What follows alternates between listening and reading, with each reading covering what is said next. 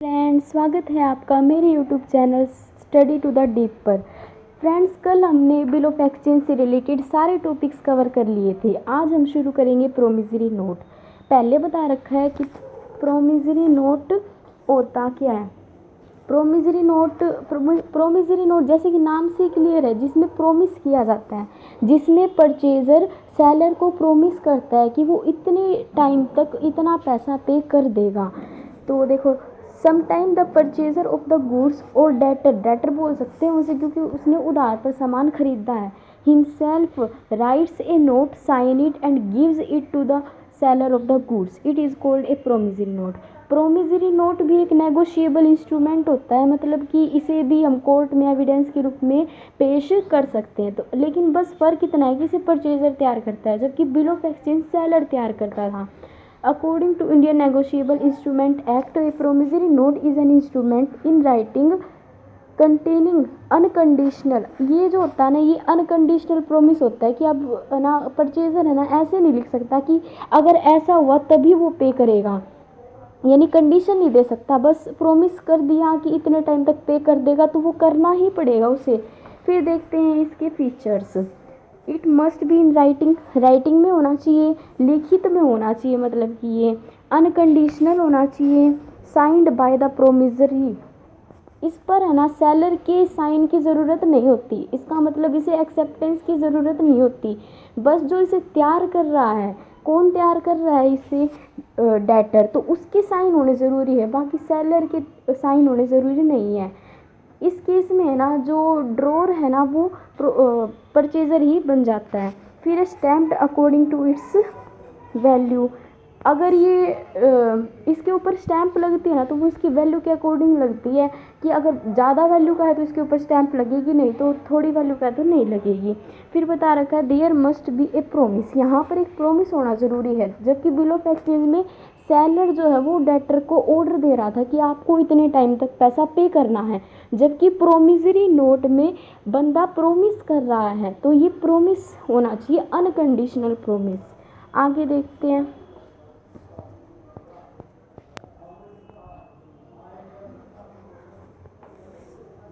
फिर बता रखा है इसमें, ये देखिए इधर थोड़ा सा ना वो बता रखा है कि प्रोमिसरी नोट होता कैसे है, तो ये ज़्यादा इम्पोर्टेंट नहीं है। इसके बाद देखते हैं इसकी parties to a promissory note. Promissory note में दो पार्टीज़ होती है, दैट इज़ मेकर और एक होती है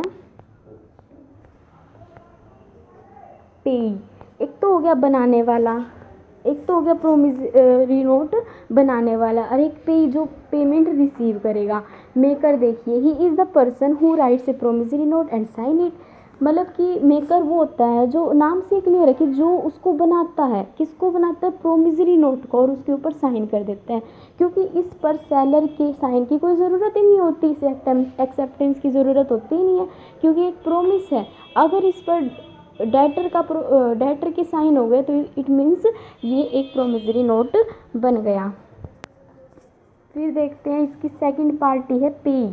पेई पेई वो होता है पेई वो होता है जो पेमेंट रिसीव करता है, और इस केस में पेमेंट कोई भी रिसीव कर सकता है, कि हो सकता है जो वो है वो ड्रॉई है, ड्रोर जो सेलर है वो भी पेमेंट रिसीव कर सकता है, या फिर कोई third person party payment receive कर सकती है। जैसे हमने बिल ऑफ एक्सचेंज के केस में देखा था कि अगर वो बिल को इंडोर्स कर दे, डिस्काउंट करवा ले, तो उस केस में वो पार्टीज हो जाती हैं पे, तो इस केस में भी ऐसे ही होता है। फिर दे रखा है इसके बिल ऑफ एक्सचेंज और प्रोमिसरी नोट के बीच में क्या डिफरेंस है। पहली बात तो पार्टीज़, बिल ऑफ एक्सचेंज में 3 पार्टीज़ इन्वॉल्व होती हैं, और जबकि प्रोमिसरी नोट में 2 पार्टीज़ इन्वॉल्व होती हैं।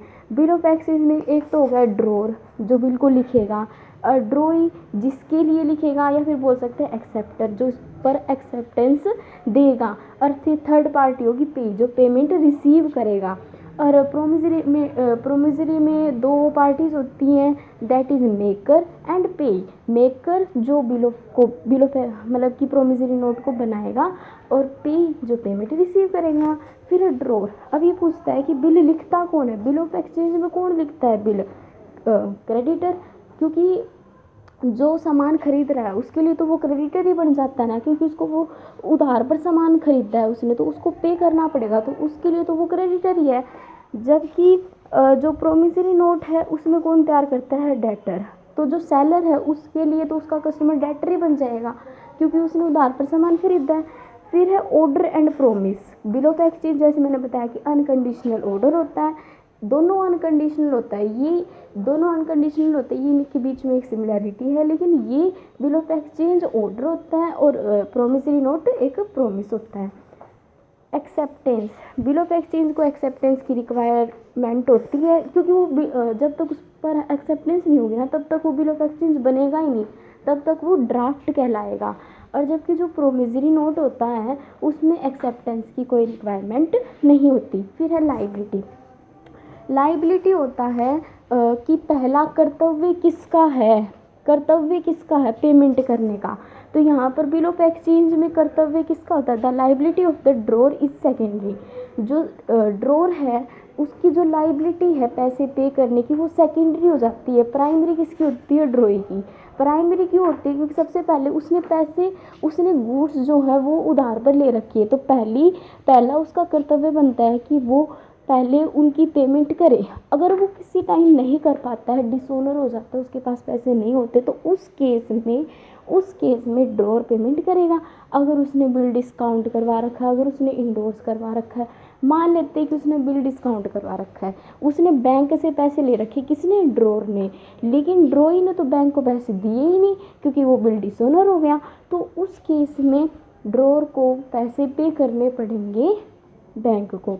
फिर देखते हैं जो प्रोमिसरी नोट होता है ना उसमें liability of the drawer is primary, इसमें इसकी प्राइमरी होती है। प्रोमिसरी नोट में जो लाइबिलिटी होती है वो ड्रॉर की प्राइमरी होती है। यहाँ पर ड्रॉर कौन है, परचेज़र, जो जिसने माल उधार पर ख़रीदा है, ठीक है। तो उसकी लाइबिलिटी जो है वो प्राइमरी है कि उसको सबसे पहले उसको ही पे करना पड़ेगा। अगर वो पे नहीं कर पाता है ना तो इसमें डिसऑनर का कोई केस नहीं होता, क्योंकि वो खुद प्रॉमिस कर रहा है तो उसको पे करना ही पड़ेगा। फिर है पे बिल ऑफ एक्सचेंज में कोई थर्ड पार्टी भी पे ही हो सकती है या फिर ड्रॉर भी पे ही हो सकता है, जबकि जो प्रोमिसरी नोट है उसमें मेकर पे नहीं हो सकता, और यहाँ पर जो मेकर है यानी ड्रॉर है वो पे ही हो सकता है।